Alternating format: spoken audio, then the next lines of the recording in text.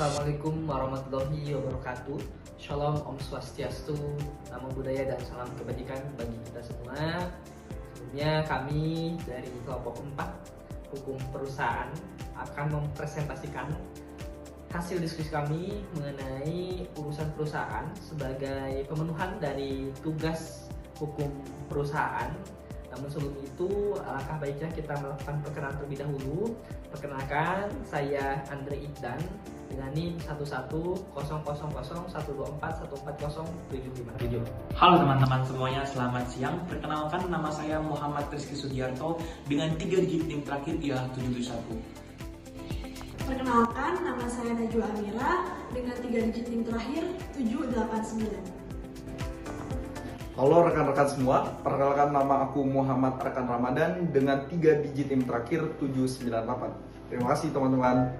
Perkenalkan, saya Salsabila Khoirunisa Fitrani dengan NIM akhir 800. Salam kenal semua.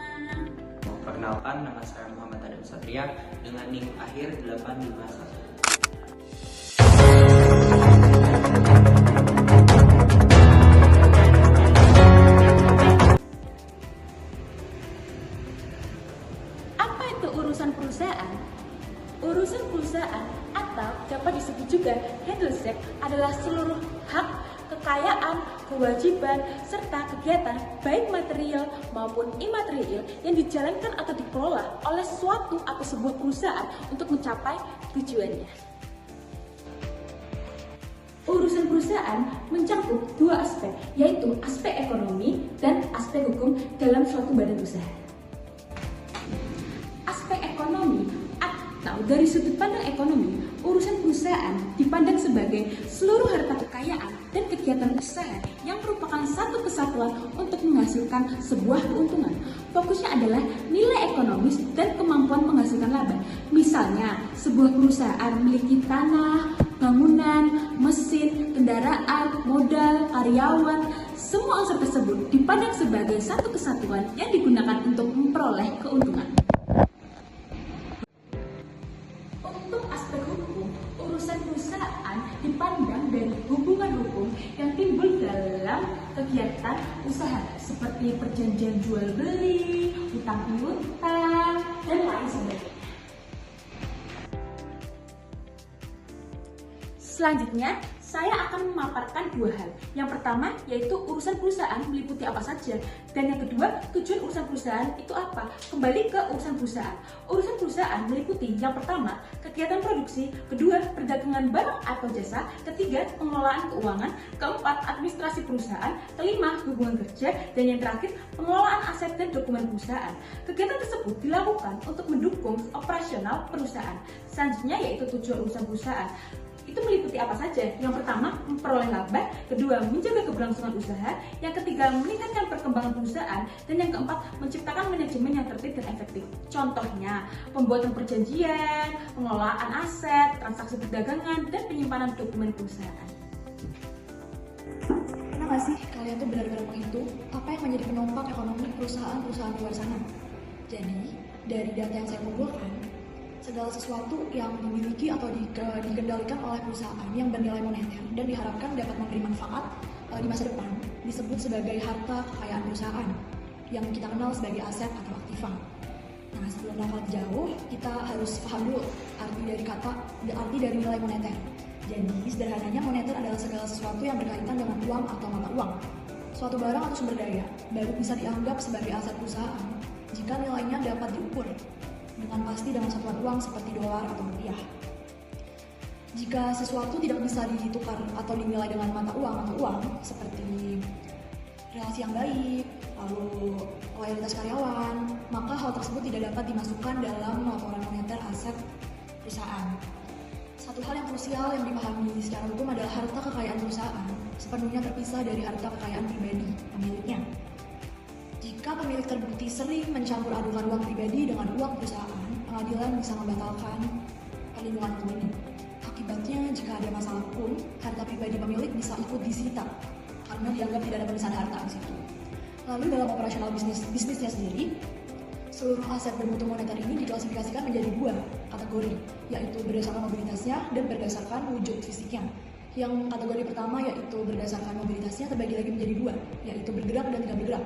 Lalu kategori kedua yang berdasarkan wujud fisiknya juga terbagi menjadi dua, yaitu berwujud dan tidak berwujud.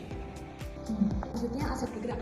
Aset bergerak sendiri adalah jenis aset yang dapat dipindahkan atau digerakkan dari satu tempat ke tempat lain secara mudah dan fleksibel untuk dijual atau diagunkan guna mendapatkan dana.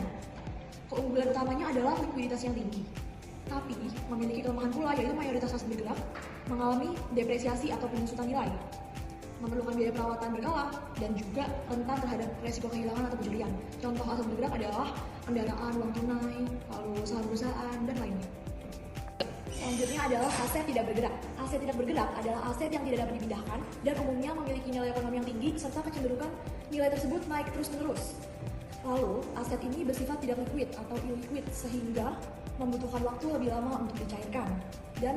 Dan juga aset ini memerlukan investasi awal yang besar. Contoh dari aset tidak bergerak ini meliputi tanah, gedung, kantor, pabrik, pergudangan, hingga kapal berukuran besar.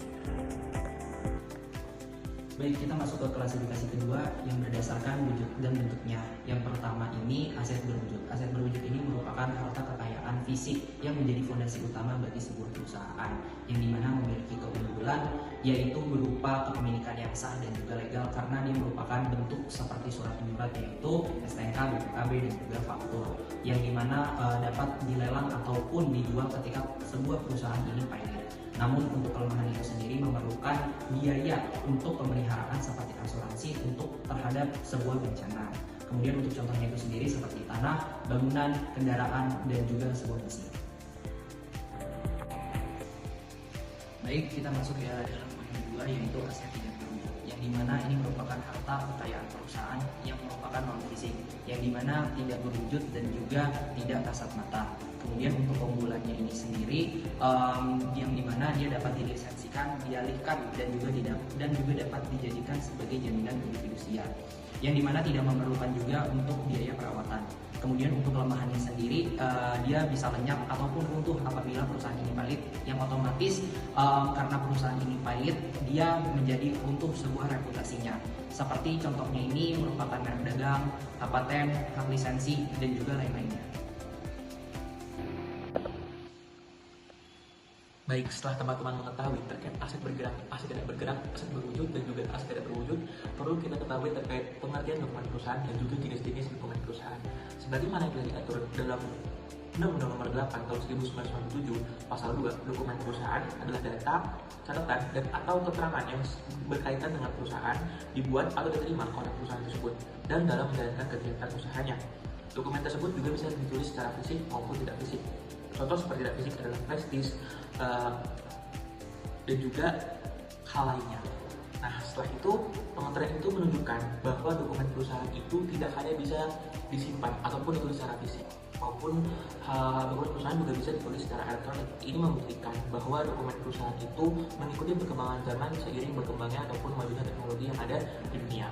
Setelah teman-teman mengetahui secara ringkas apa itu pengertian dokumen perusahaan, selanjutnya kita perlu juga mengetahui tentang jenis-jenis dokumen perusahaan. Jenis dokumen perusahaan diatur dalam undang-undang yang sama seperti pengertian dokumen perusahaan, yang mana hanya berbeda pada pasal.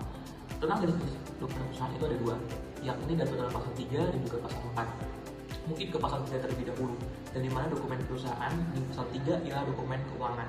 Dokumen keuangan adalah dokumen yang berkaitan dengan kondisi dan juga aktivitas keuangan perusahaan. Contohnya seperti catatan, bukti pembukuan, dan data pendukung administrasi lainnya. Setelah itu kita bergerak ke jenis dokumen selanjutnya, yaitu ini dokumen lainnya. Ini diatur dalam pasal 4 undang-undang yang sama, yang mana ialah data. Dokumen lainnya adalah data atau tulisan yang memiliki nilai guna bagi perusahaan. Memang meskipun tidak secara langsung berkaitan dengan aspek keuangan, tapi dokumen ini itu tetap penting karena ini adalah mendukung kegiatan operasional dari perusahaan tersebut, baik secara administrasi dan juga pengambilan keputusan perusahaan. Dalam dokumen lainnya itu memiliki beberapa contoh, yakni yang pertama yang surat perjanjian kerja, surat menyurat perusahaan, dan juga dokumen perizinan usaha. Mungkin terkait dokumen perusahaan dan juga pengertiannya serta jenis-jenisnya itu saja yang dapat saya sampaikan. Mungkin bisa lanjut ke jenis-jenis penyimpanan dokumen oleh rekan saya. Baik, kemudian dengan kemajuan teknologi, maka penyimpanan dokumen pada saat ini itu tidak hanya bisa disimpan secara konvensional, tetapi juga dokumen bisa disimpan secara elektronik, seperti seperti disimpan dalam disket, disimpan dalam flash disk, dalam memory card, dan lain hal sebagainya. Yang mana itu sudah diatur secara rinci dalam Undang-Undang Nomor 8 Tahun 1997. Kemudian juga di pasal 11 dalam Undang-Undang Nomor 8 Tahun 1997 itu menjelaskan mengenai penyimpanan dokumen. Dalam ayat 1 ditegaskan bahwasanya catatan, kemudian juga bukti pembukuan dan data-data lainnya itu wajib disimpan selama 10 tahun sejak berakhirnya tahun buku perusahaan yang bersangkutan. Kemudian juga ketentuan ini itu bertujuan agar dokumen keuangan perusahaan tetap tersedia dan juga tersimpan secara rapi dan juga aman di tempat yang memang semestinya. Kemudian selanjutnya di ayat 2 itu menyatakan bahwasanya khusus untuk data pendukung administrasi jangka waktu penyimpanannya itu dapat disesuaikan dengan kebutuhan perusahaan. Artinya tidak ada patokan pasti terkait dengan jangka waktu penyimpanan dokumen tersebut. Kemudian juga pada ayat 3 itu dijelaskan bahwa dokumen perusahaan seperti dokumen keuangan penyimpanan ditetapkan berdasarkan nilai guna dokumen tersebut. Kemudian juga di ayat 4 itu diatur bahwasanya penentuan jangka waktu penyimpanan dokumen sebagaimana maksud pada ayat 2 dan ayat 3 itu harus disusun dalam bentuk jadwal retensi arsip yang ditetapkan oleh keputusan pimpinan perusahaan. Dan juga terakhir di ayat kelima itu menegaskan bahwasanya meskipun masa penyimpanan dokumen telah berakhir, fungsi dokumen sebagai alat bukti hukum tetap tidak akan hilang apabila masih diperlukan untuk kepentingan pembuktian sesuai dengan ketentuan peraturan perundang-undangan dan ketentuan hukum lainnya.